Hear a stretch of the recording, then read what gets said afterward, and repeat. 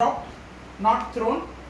Okay, but you can also have some cases where they will mention initial velocity. Okay, so you should understand some external force is applied on that object. So wherever we have taken u is equal to 0, there your u will have some value. When it is coming downward, acceleration is positive because it is coming in the direction of gravity. When it is going upward, acceleration is negative, obviously. After discussing that, finally we have come to a point. Where we have just introduced a term called as relative motion. See, when we are talking about relative motion, I have just explained you theoretical concept of relative motion. In fact, prior to this we have discussed about graphs, right? Various graphs in linear motion. In relative motion, we have discussed a basic concept that suppose if object A is traveling in this manner, object B is traveling in opposite direction. If they are both in linear motion, then we can calculate relative velocity VAB and VBA. Now in this manner we didn't discuss it because I have given you a simple example of train. When you are traveling in a train, you can sense that the entire universe or trees around you are traveling in rearward direction or backward direction. So if your train is stopped at a particular station and if another train moves in opposite direction, you sense that your train has started in opposite direction. We have just introduced it. The reason is that we are going to discuss in detail about relative motion, including one-dimensional and multi-dimensional in motion in a plane. That is in this chapter. Okay, if you go through NCERT, they will be just giving you this concept about VAB and VBA. It depends on what is your frame of a reference. Now, what is your frame of a reference? For example, object A is traveling in positive direction, object B is traveling in negative direction. Now suppose if you are sitting on object B, so this will be your frame of a reference. So relative to B, what is velocity of A? That you can calculate. There is also one more type of frame of a reference, an observer which is stationary. He can observe both A, B, A related to B, or A with respect to B and B with respect to A. So these are all terms we will be defining in detail when we will go once again to motion in a plane, that we will complete, and we will go to relative motion in multi-dimension. So there all the general cases we will study. How relative motion definition you will consider in one-dimensional, two-dimensional and even three-dimensional also. Okay. So up to here, up to point 6, you shouldn't have any difficulty in mind.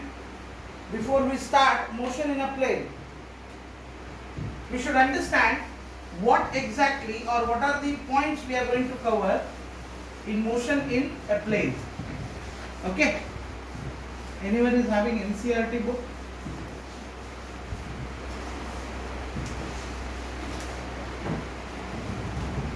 There is a small problem. Problem means numerical, not how. So that you will just get initial idea about relative motion before even we enter in.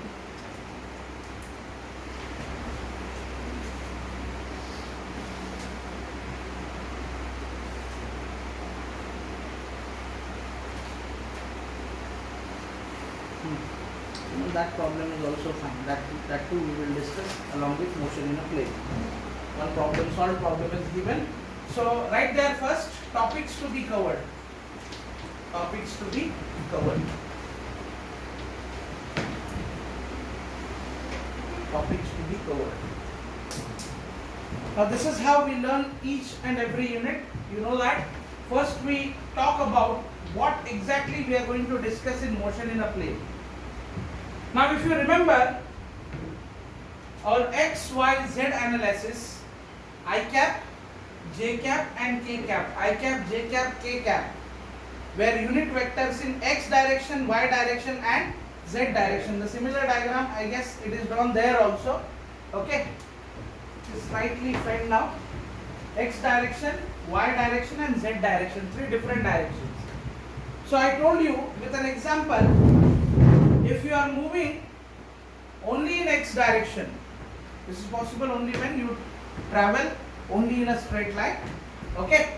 So if you are moving only in X direction, that type of motion is called as motion in one dimension. Similarly, if I rotate myself and if I walk on the floor like this, then I have traveled in X as well as Z direction. This type of a motion which involves two directions,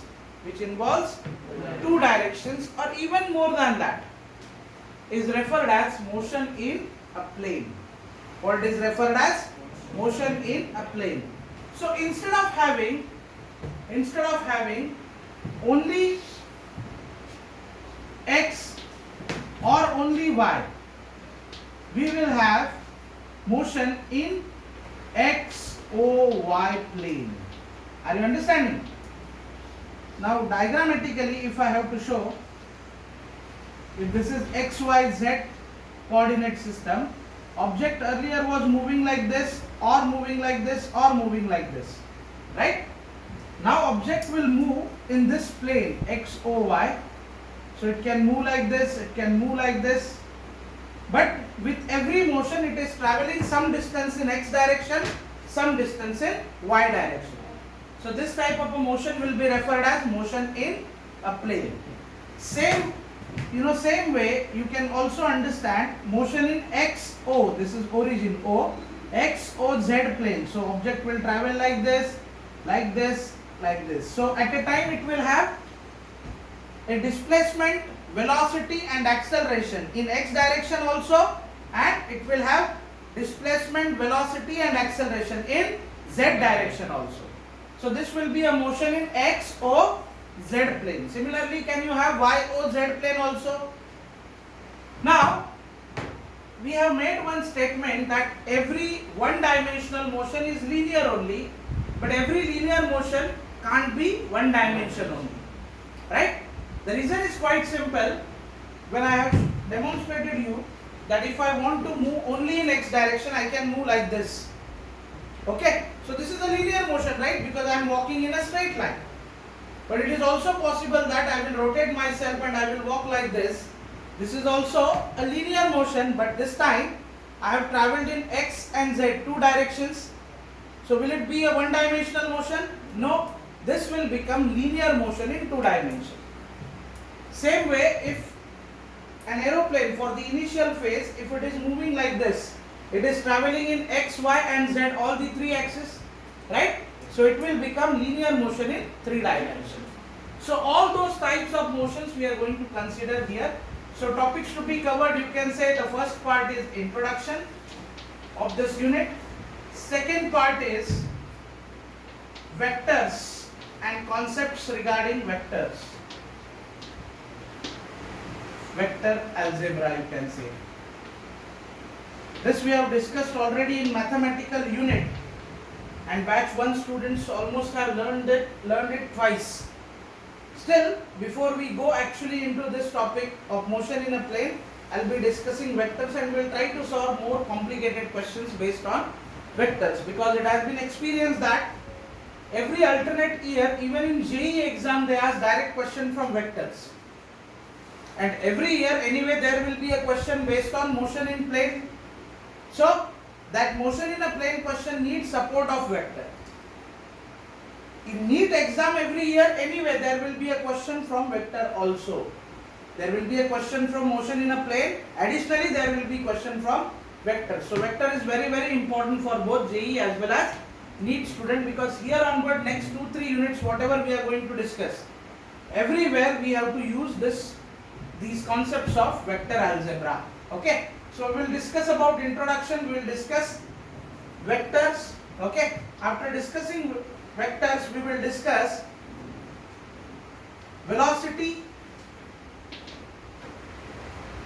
Before velocity you can write displacement, velocity and acceleration. in 2D and 3D motion. We learned how to define displacement, how to define velocity and acceleration in one-dimensional motion, right? So we will see if the object is moving instead of one dimension, if it is moving in multi-dimension, how exactly you can define displacement, velocity and acceleration. That also we will study, okay? Because every time now it will have two components. If it is two-dimensional motion, it will have x component as well as y component, or y and z component. Earlier it was only in x direction or only in y direction. Now it will have always two components, okay?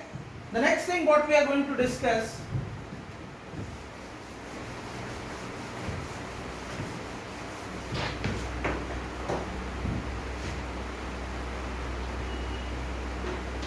parabolic or projectile motion. Very important part for JEE and NEET students. Parabolic or projectile motion. So we will discuss almost all the possible parameters or mentioned parameters in your syllabus for projectile motion. Now what is that projectile motion? Suppose if I am throwing this object like this without making any angle, okay, without making any angle, then for some distance it will go horizontal, and then because of gravity it will start declining and then it will fall down, right? We can try it. For some distance it has gone in horizontal manner and then declination started because of gravity effect. Yes or no? Now same thing if I am doing, this is the horizontal reference, if I am throwing object with some angle, okay, this is the reference, okay, 0-degree angle, horizontal object. If I am making 30-degree angle, let us say, and throwing this object, it has travelled in this type of path, right? Yes or no? That path geometrically is called as parabola. What it is called as? Parabola. An object thrown with certain angle to horizontal is called as projectile. What it is called as? Projectile. So that type of a motion is called as projectile motion or parabolic motion. So we are going to discuss in detail about parabolic as well as projectile motion.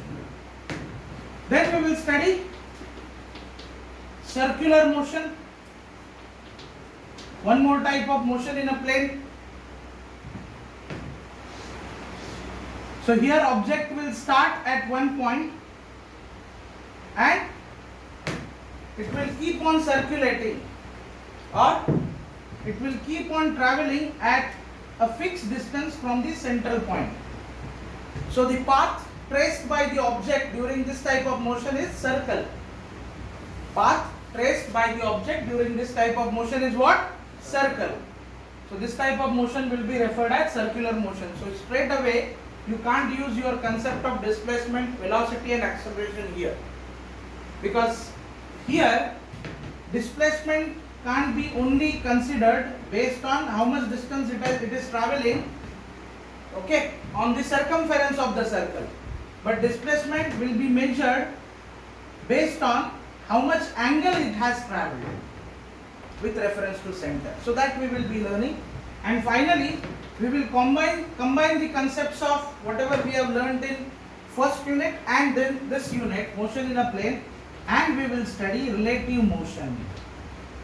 Relative motion, very important part this is also, so I didn't want to confuse you by teaching only in one dimension, otherwise it will become slightly difficult for you to digest it. Okay, so this is what we are going to learn. Now I have told you what is introduction about this chapter, because all the real-time motion what we are considering are in this category, that is motion in a plane, or you can say two-dimensional motion. We have already learned one-dimensional motion. This motion in a plane can be considered as two-dimensional and even sometimes three-dimensional motion. Okay, three-dimensional motion. Now you will say motion will have plane will only have area. It won't have any volume. So how can you say that it is three-dimensional motion? The reason is quite simple. It is not only mandatory to have XOY or YOZ kind of plane. It is also possible that the plane itself is inclined to any one of the axes. And now if the object is traveling on this plane in any manner, we don't know in what manner, then it will cover some distance in X, some distance in Y and some distance in Z. Okay? So this will become three-dimensional motion, yes or no? Even though it is motion in a plane, it is three-dimensional motion in a plane. Are you understanding what I am saying? Like linear motion can be one-dimensional, two-dimensional or three-dimensional. Motion in a plane can also be two-dimensional as well as three-dimensional. Okay? Now coming back to our point of interest, that is vectors. Now those who have already learned and revised, they should be able to recall it very quickly, because I will be taking you through vectors very quickly, the initial theory part, so that we can go and solve some problems based on vectors. Okay? First thing comes, what is the definition of vectors? What is the definition of vectors? Physical quantities which depends on direction. In short, we can say physical quantities which depends on direction. Quantities which depends on direction.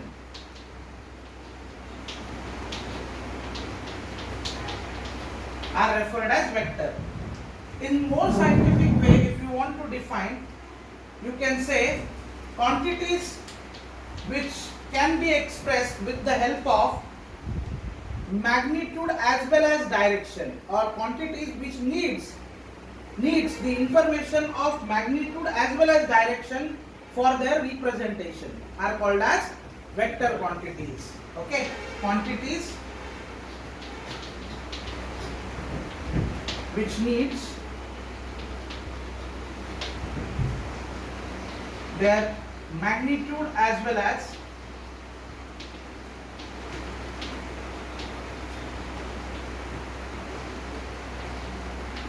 direction for representation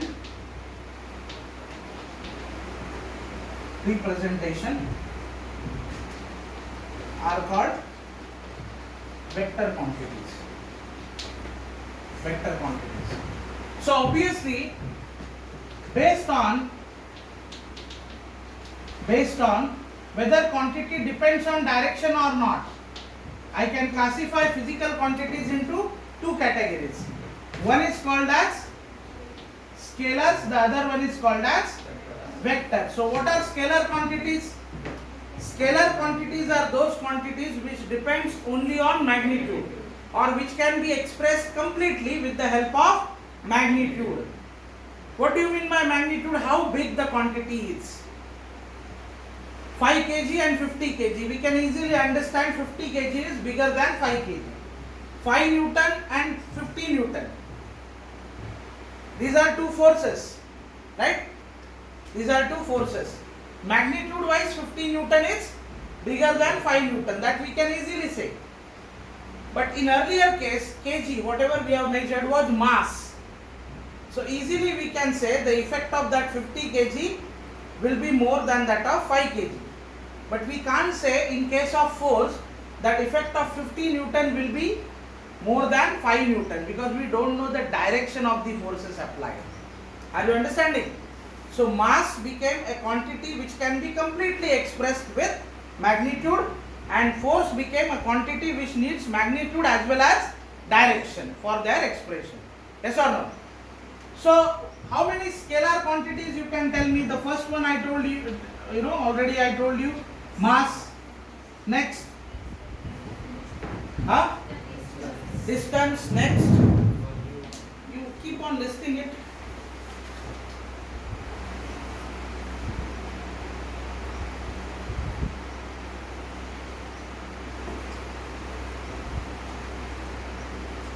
Mass, distance, speed. Speed is a scalar quantity, right? We have seen a very practical example about speed, speedometer. You go in forward direction, it will show 10, 20, 30. You come in reverse direction again, it will show 10, 20, 30. Because speed shows you how fast you are moving. It doesn't show you in which direction you are moving. Are you understanding or not? Direction doesn't, it doesn't matter for the speedometer in which direction you are moving. Forward or reverse, rightward or leftward, doesn't matter. Okay? So, you have written few quantities, few other quantities you add charge, which you will be learning again next year in 12th physics. Charge is a scalar quantity. Next, work. Work is also a scalar quantity.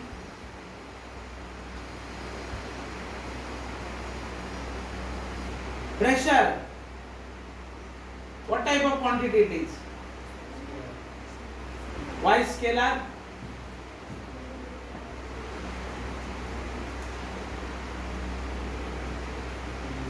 You will say that it doesn't depend on direction, that is why scalar. Why it doesn't depend on direction? Because it involves two vector quantities, force and area. So in vectors you write force, velocity, acceleration, displacement, area. There we have written work. Here you can write torque.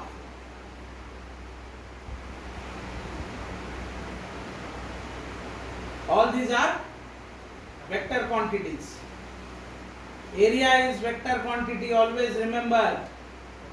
Area is vector quantity. For example, if I will give you a single page and if I will ask you to write on this page, if you are smart enough, you should understand the meaning of the question, or you should ask me a question that on which side you want me to write, this side or this side. So area, a single area or single page has two faces, isn't it? Top and bottom, or front and back. This single face is considered as area, okay, or plane of area, and its direction is given by, or what is the direction of this area?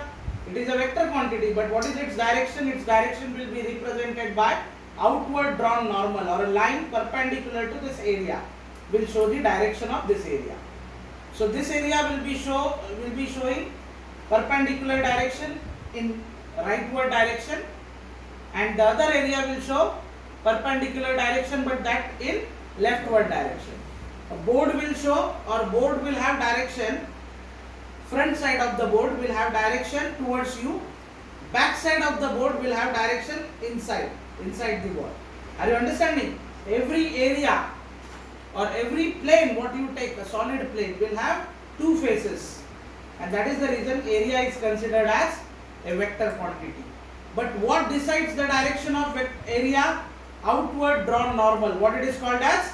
Outward drawn normal, a line perpendicular to that area. Okay, a line perpendicular to that area shows the direction. So this area will have this direction. This area will have this direction. It should be always leaving the area. Line should be leaving the area. So area is vector quantity. What else you can say? There are two more quantities which you will learn next year. Electric field and magnetic field. Right there. Electric field and magnetic field. These are vector quantities, not scalars.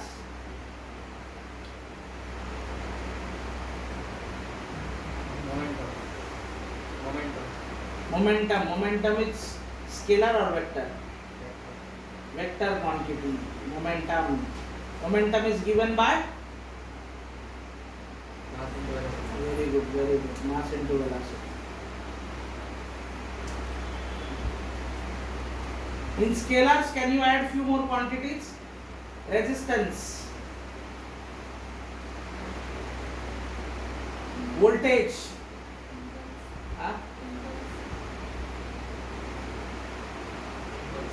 impulse. Okay, impulse. Impulse is a scalar or vector quantity? What is impulse? Force into time. Force into time. Force into time of impact, not any time. It is not time of application of force. It is time for which force is in contact with the surface or boundary. Okay. Next, resistance, scalar. Okay. So all these are scalar and vector quantities. Every scalar quantity, if you want to represent, only magnitude is enough. How bigger or how much quantity. But for vector quantity, you need to explain what is the force. Okay. We are going to deal with vector quantities because scalars, if you have a bucket, you have 2 kg mass plus you add 3 kg mass, total mass will be 5 kg, right? Yes or no? But if I have same box, I am applying 2 Newton force in this direction, 3 Newton force in this direction. What is the net force on this block? Can you say 5 Newton? No, you can't say 5 Newton because this is force, so it needs direction also for their representation. Okay, so that we understood what is basically scalar and what is vector. And one more thing you have to write in bold letters in your margin: 2 plus 3 is not equal to 5 in vectors. 2 plus 3 is not equal to 5 in vectors. What is meaning of this? You cannot add directly magnitudes of 2 vectors and say this is addition. You have to consider their direction also. Are you understanding? That is why we didn't say 2 Newton plus 3 Newton is equal to 5 Newton on this block. Until and unless you don't consider their direction, this addition is not possible. Okay? Similarly, subtraction is not possible. And that is why we need to learn basics of vectors.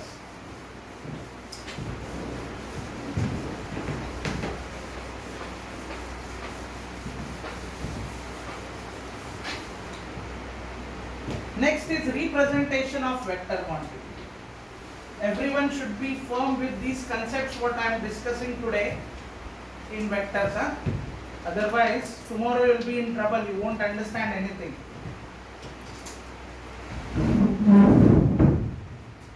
Representation of vector.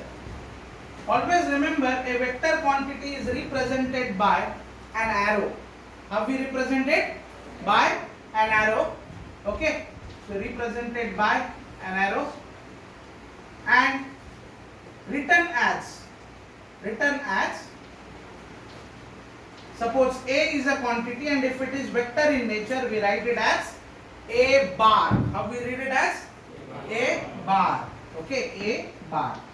So A bar represents, A is a physical quantity but it is vector in nature. Are you understanding or not? A is a physical quantity and it is vector in nature, and that geometrically is represented by an arrow. Arrow is a geometric figure which starts from a point. So this is the starting point or reference point. Okay, and it keeps on increasing in the particular direction. But straight line increases in both the directions. Now, vector will have two important things to be represented: magnitude and direction. Magnitude and direction. So when you are representing any vector, okay, on paper with the help of arrow, length of arrow represents magnitude of vector. Length of arrow represents what? Magnitude of vector.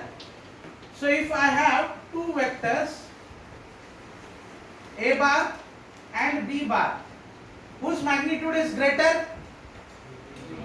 Whose magnitude is greater?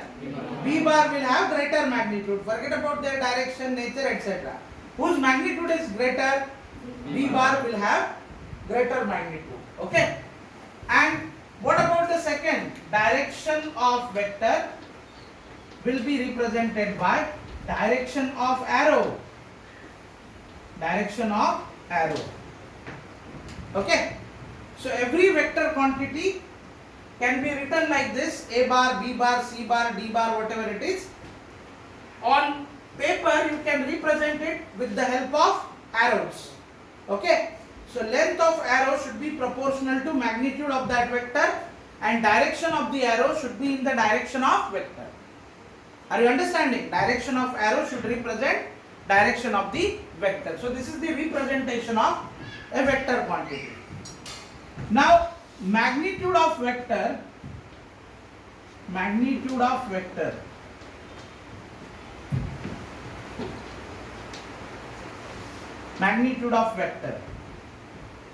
every vector quantity is ultimately a physical quantity, right? So it has a magnitude as well.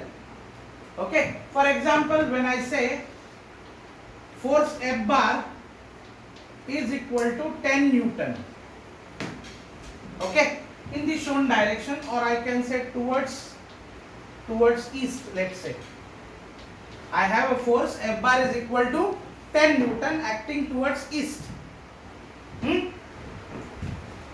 And I have one more force P bar which is equal to 50 Newton, okay, a bit bigger arrow, towards north. Now when I am considering only magnitude of these vectors, for me it is important to understand which force is greater or bigger, whether this is 10 Newton or 50 Newton. While considering only magnitude, I won't consider their direction. How I will write their magnitude? Magnitude of F bar, or this is also, we can read it as mod of F bar. How we read it? Mod of F bar. When I am asking you only about mod of F bar, it represents a number. Number to show how bigger the quantity is. Okay, so mod F bar is equal to 10. Then similarly mod P bar will be equal to what? 50. So magnitude wise, which quantity is bigger? P bar or F bar? P bar is bigger because it is represented by a greater number. Now similarly, let us say if eastward force is taken as positive, let me take X bar, one more force which is minus 20 Newton. The only reason why I am representing minus 20 Newton is east, force towards east is taken as positive, so force towards west automatically will become negative. Okay, negative. But if I take only magnitude X bar, still it will be 20 Newton, because magnitude X bar represents how bigger it is. It doesn't matter in which direction it is. Are you understanding? Yes or no? Yes or no? Yes, sir. Okay, so this is how magnitude of the vector plays, okay, a role. Fine. Now we understood basics of magnitude and direction of a vector and how to represent it. Okay. Finally, with the help of magnitude and direction, vector can be represented as I am representing now. Complete mathematical representation of vector. Complete mathematical representation of vector.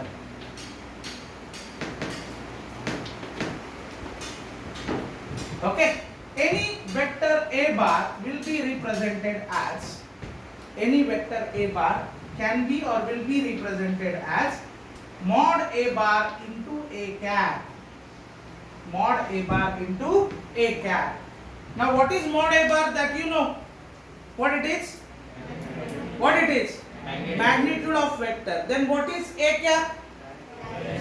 A cap is called as unit vector.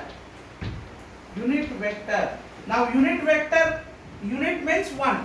Unity means 1.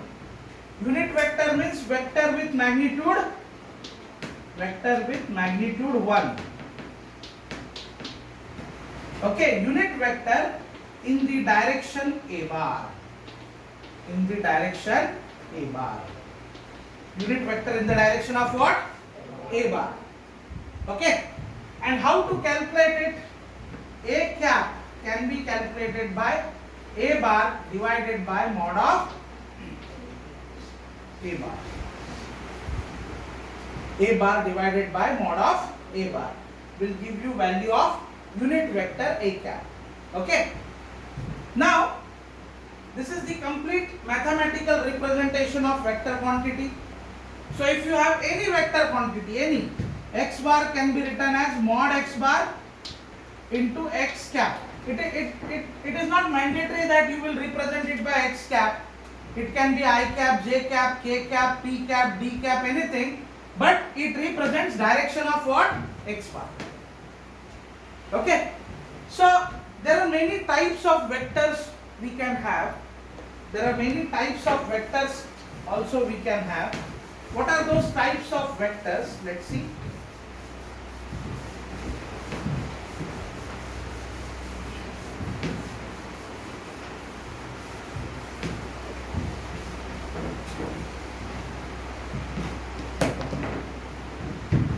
The first of those type is null vector. What it is called as? Null vector. Null vector is a vector with magnitude is equal to 0. Magnitude is equal to 0. Like we have seen, what is unit vector? Magnitude is equal to 1. Similarly, you can have a null vector whose magnitude is equal to 0. Now, if magnitude is equal to 0, what is the reason why we are considering? For mathematical purpose. For example, there is a law for addition of vectors. Okay, law of polygon of vectors.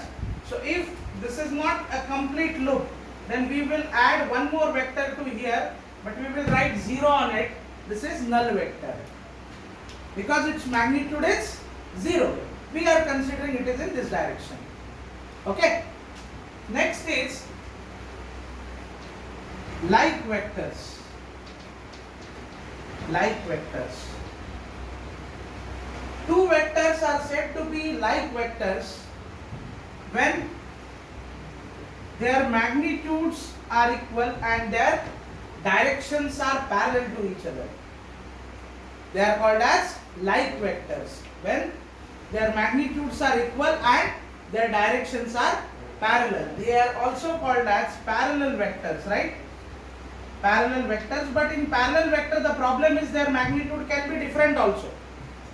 For example, I am taking this as A bar, this is B bar, and there is one more in same direction, C bar. A bar, B bar are of same magnitude but same direction also. A bar and C bar different magnitude but same direction. So these two are only parallel.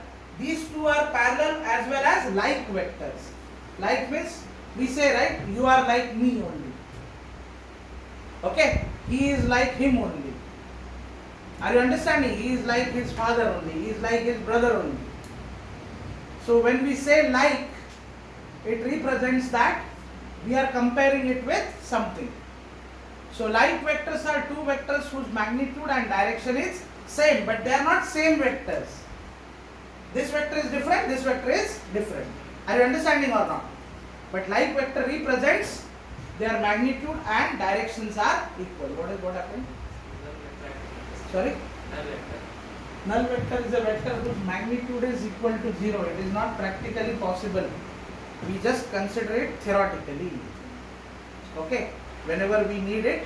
For example, if I have expression A bar is equal to B bar plus C bar, let me introduce one more vector N bar. A bar plus N bar is equal to B bar plus C bar, provided mod of N bar is equal to 0. Is anything wrong in this? No. So for these kind of theoretical steps we are going to use it if required. Okay. Unit vector you understood, like vector you understood, unlike vectors. Unlike vectors will be equal in magnitude but they will be opposite in direction. So these type of vectors, unlike vectors, or you can also term them as anti-parallel vectors. Anti-parallel, parallel and anti-parallel. Parallel means the distance between them at any point, perpendicular distance between them is always same. Okay, same. Anywhere you calculate. Here you calculate, here you calculate, or here you calculate. So they are parallel. And also it is important they are in same direction. Then only you can call them as parallel. If they are like this, perpendicular distances are equal, but one is in front direction, the other one is in reverse direction. So we will call in this case these kind of vectors as anti-parallel vectors. Now unlike vectors are two vectors whose magnitudes are same but directions are anti-parallel. Are you understanding? Directions are anti-parallel. Now this is simply a theoretical stuff, okay, which you should know.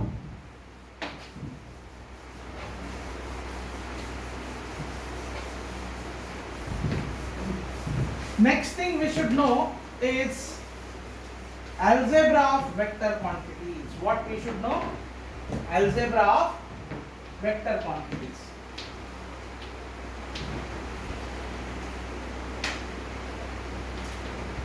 Algebra of vectors. There are many functions of algebra we use in day-to-day mathematics. Okay, we are going to consider two important functions of it. In fact, there are only two functions in conventional algebra. We consider addition, subtraction, multiplication and division, right? But computer or calculator takes this as only addition or multiplication. Why? 2 plus 3 is equal to 5 is addition, right? Okay. What if it is 2 plus 2 minus 3? How much it is? Minus 1, right? So this is what we called as subtraction. 3 is subtracted from 2. So we got answer minus 1. But I can also write this as 2 plus minus of 3 is equal to minus 1. So every subtraction can be written as addition. Similarly, multiplication. A into B is equal to C is multiplication. Suppose if you have A by B is equal to D, you call this as division, right? You call this as, what do you call this as? Division. Same thing can I write as A into 1 by B is equal to D, yes or no? So division can also be expressed as multiplication. Okay. So we will be learning addition of vectors and multiplication of vectors. Okay. But before that, how about if any vector is multiplied with scalar? Multiplication of vectors, note it down, multiplication of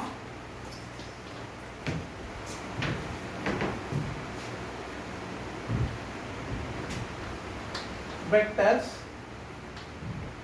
with scalars or by scalars. When any vector quantity is multiplied by a scalar quantity, okay, for example, A bar is a vector quantity and X is a scalar or any number. Scalar means what? Any number, right? If X is multiplied with A bar, then what will happen? Then what will happen? Right there, if a vector A bar, if a vector A bar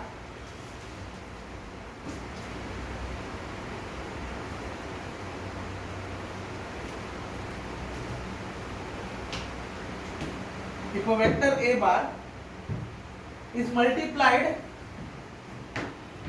with scalar X or number X,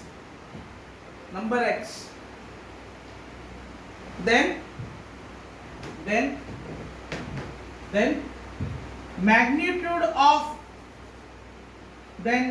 magnitude of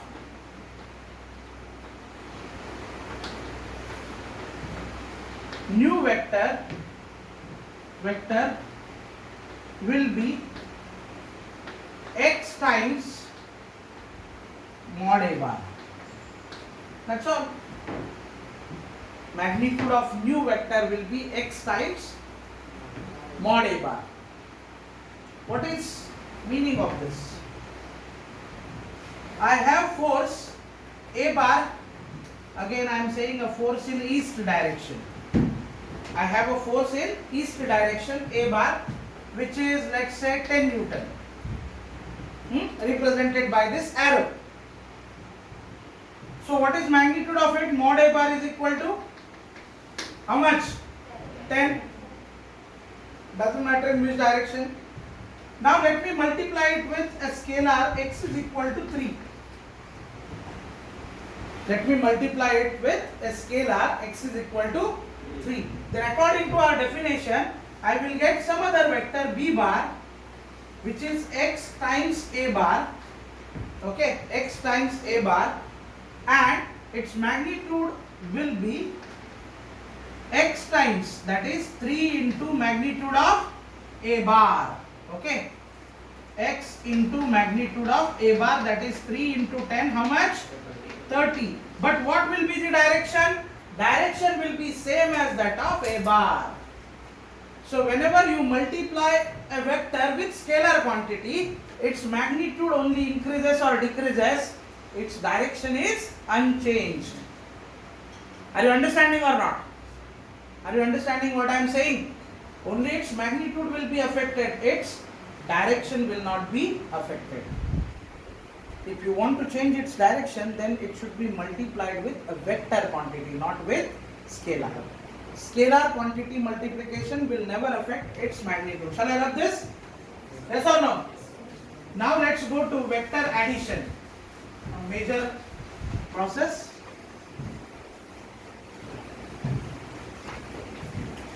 I know this is little bit fast for you, but I can't spend 2 or 3 lectures for only vectors, right?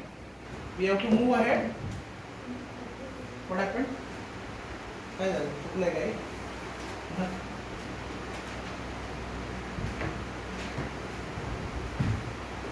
Where I was?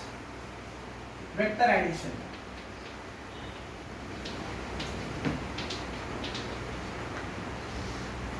In the beginning of this, algebra of vectors, I have explained you 2 plus 3 is not equal to 5 in vectors. The reason is we have to consider its magnitude as well as direction. If 2 plus 3 is not equal to 5 in vectors, then we cannot use simple algebraic rules for addition or subtraction. Can we use simple rule of addition? When you learned addition of numbers, there was a line called as number line. Okay, 0, 1, 2, 3, 4, minus 1, minus 2, minus 3.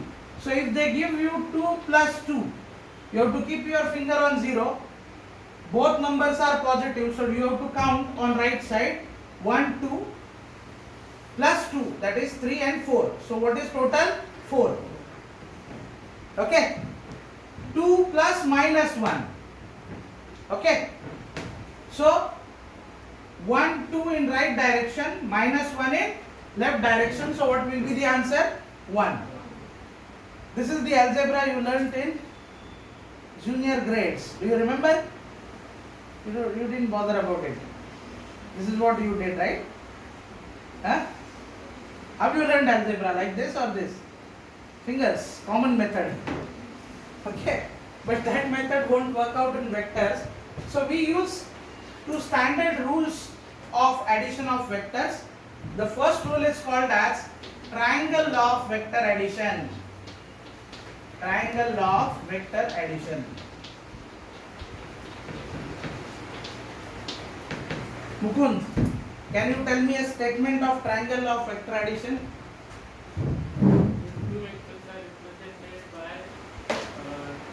Two vectors are represented by two sides of a triangle, then the resultant vector can be obtained by addition of the two vectors.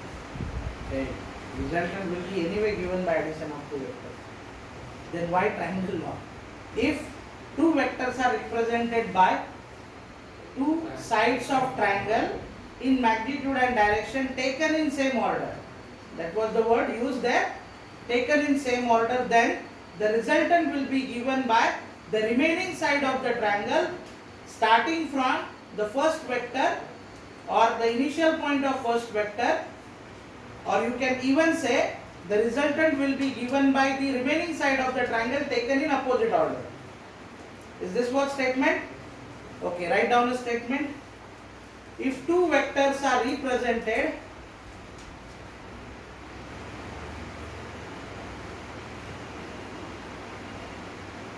if two vectors are represented in magnitude and direction,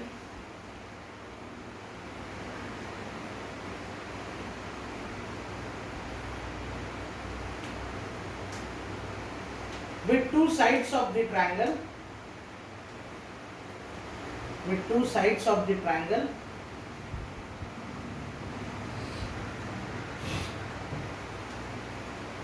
two sides of the triangle, then two sides of the triangle taken in same order, taken in same order, taken in same order, then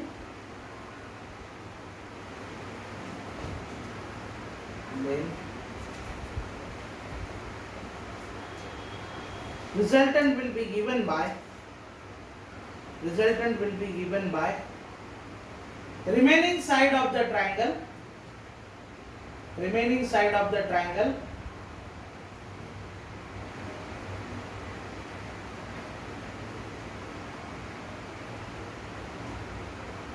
remaining side of the triangle taken in opposite order, taken in opposite order. Now what does it implies, or what is meaning of this? Look at the board, particularly batch 2 students. They have given me two vectors a bar and b bar, and I want to add them. Okay, they have given me two vectors and I want to add them. What I will do, I will draw exactly equal length vector. I will name it as a bar, and that is also in the same direction of a bar.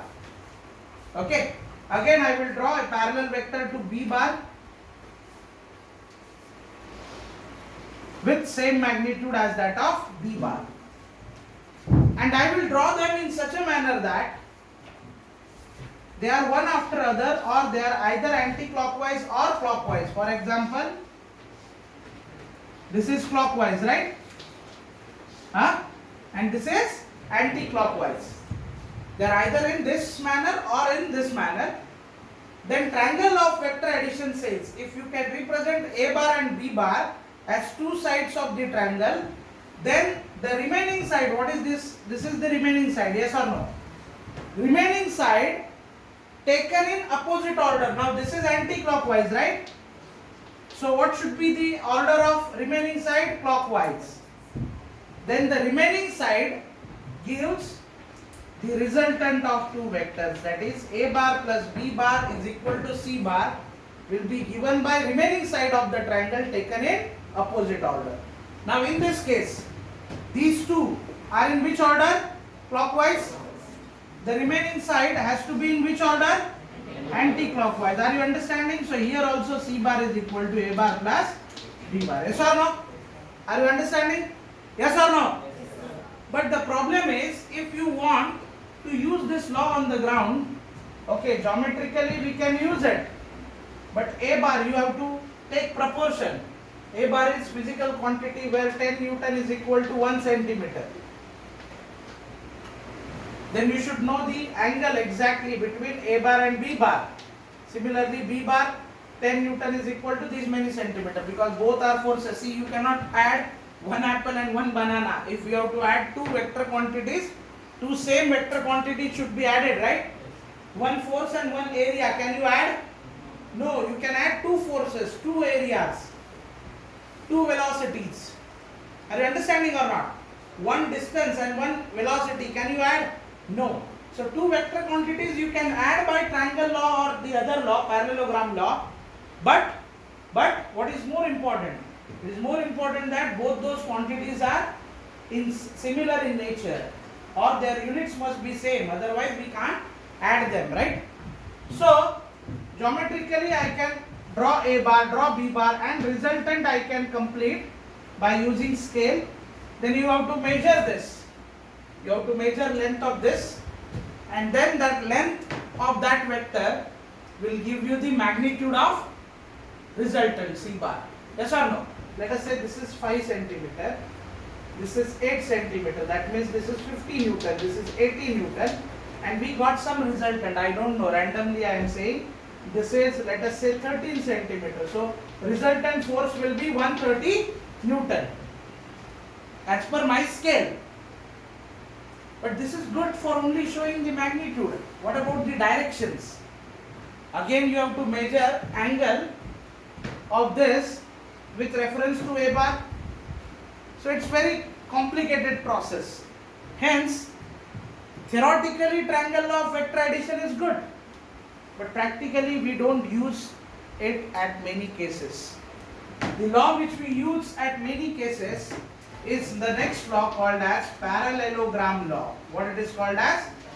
Parallelogram law. What is parallelogram law? Write down a statement. Have you written this? A bar plus B bar is equal to C bar. Have you drawn these two diagrams? Yes or no? Draw it, draw it.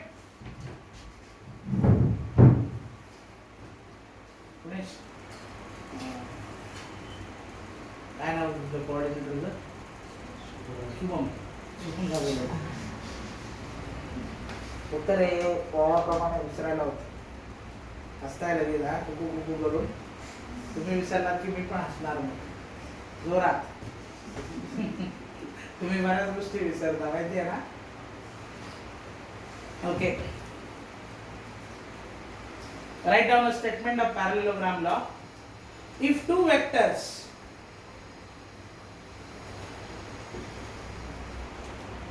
are represented in magnitude and direction, if two vectors are represented in magnitude and direction, ते papers तयार झाले ते घेऊन ये. If two vectors are represented in magnitude and direction by two adjacent sides of parallelogram. Parallelogram म्हणजे काय?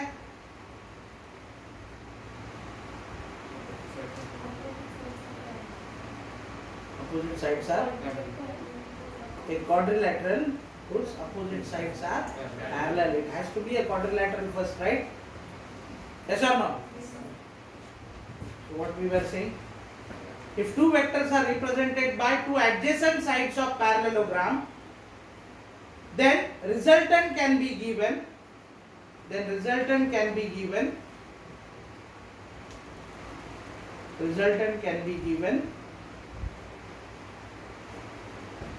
by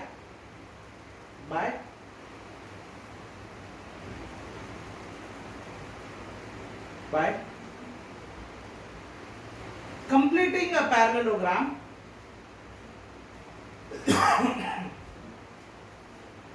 and joining common diagonal. Completing a parallelogram and joining a common diagonal.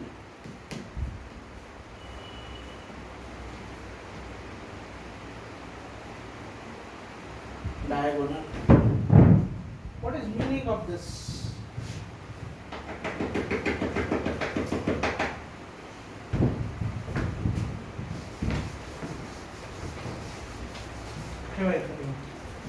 Madam ने सांगा प्रदीपशी बोलून घ्यायला सांगितलं प्रदीप सरांशी आणि उद्या म्हणजे या वीकेंडचे प्लॅन विचारायला सांगितलं फ्रायडे टू संडे सेमिनार नको मीटिंग्स ठेवता येतात का विचारा. Okay, so again let's say I have A bar and B bar and both of them I want to add. My job is to find out what is A bar plus B bar. Let us say A bar plus B bar is C bar. I want to find out what is magnitude and what is direction of C bar. That is my job. So what I will do, I will represent these two vectors. Let me call this as A bar and this as B bar to avoid confusion. Represent these two vectors by two adjacent sides of the parallelogram. Now obviously when I will take this point as a reference, these two vectors will be leaving that reference point, or they are in opposite order. If this is anti-clockwise, the other one will be clockwise. Then what I should do, if I want to find out resultant, I should complete the parallelogram. How you can draw a parallelogram? Draw a line parallel to A bar. Then from A bar draw a line parallel to B bar. Okay, so this will complete your parallelogram. Then the resultant will be given by joining a common diagonal. Common diagonal means the diagonal which starts at the common point of two vectors. So this will be your C bar. C bar will be given by whom? The diagonal of the parallelogram. Okay, this is parallelogram, yes or no? How many of you don't know what is parallelogram? I hope you know what is parallelogram, right? Parallelogram is quadrilateral whose two sides, opposite sides are parallel. So every square is also a parallelogram, every rectangle is also a parallelogram, but every parallelogram cannot be a rectangle or square, right? Because for parallelogram the only condition is opposite sides should be parallel. Okay, so I have completed parallelogram. This is vector parallel to B bar and this is vector parallel to A bar. So I can say this is B bar and this is also A bar. Okay, magnitude and direction wise they are same. So the resultant will be given by C bar is equal to, according to triangle law, C bar can be written as A bar plus B bar, yes or no? Triangle law, what it says, two vectors in same order, then the resultant will be taken in opposite order, right? Now this is good because this is just the extension of triangle law. If A bar and B bar are two vectors, let us say their angle is theta. What is their angle? Theta. And you want to find out what is magnitude and direction of C bar. Then what should be done? For doing that, I will draw a perpendicular from this point and I will draw a perpendicular from this point. Let us say this point is, let me name them something. Okay, 1, 2, 3, 4, 5. These are the names given to them. Or you can write ABCD.